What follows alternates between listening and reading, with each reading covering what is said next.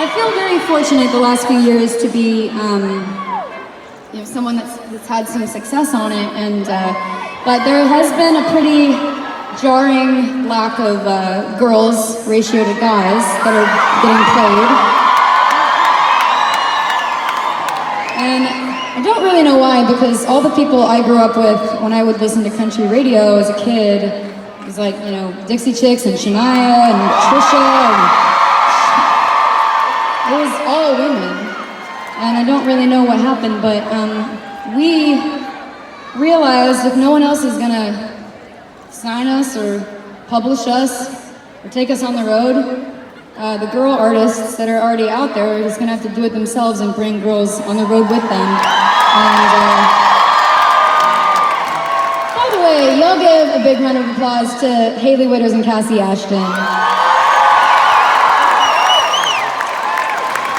I've been fans of theirs for a really long time, and I was getting kind of choked up in the wings watching their sets, because it really wasn't that long ago where I was doing my first real tour and finding my sea legs, and I just think they're blowing it out of the water.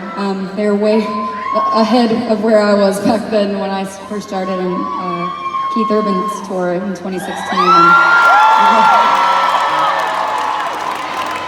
I really had to figure some shit out on that tour, like how to be on the stage.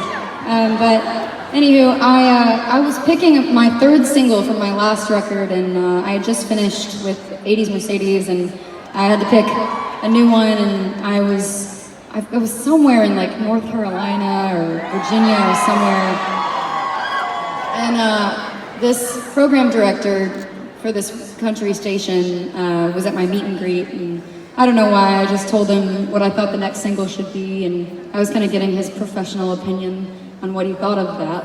And I said, I want this song to be my third single, and he just scoffs at me and he goes, oh my God, please, for the love of God, do not pick that as your next single, because it's a ballad and people do not want to hear a bunch of sad women on the radio. And Boo is right. I was very offended, but I also was trying to keep it zipped up so I could just get him out of there and be pro enough, I guess, as the woman to be kind and send him on his way. But he was very rude and very drunk, and I just remember thinking, you know what? That pissed me off just enough to make that my single. Thanks. And it took 42 weeks for that song to finally reach the very top and hit #1, but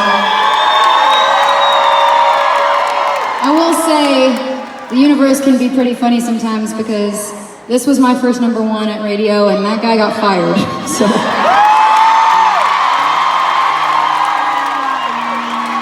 So sometimes it pays to be sad, okay? Being sad's not that bad.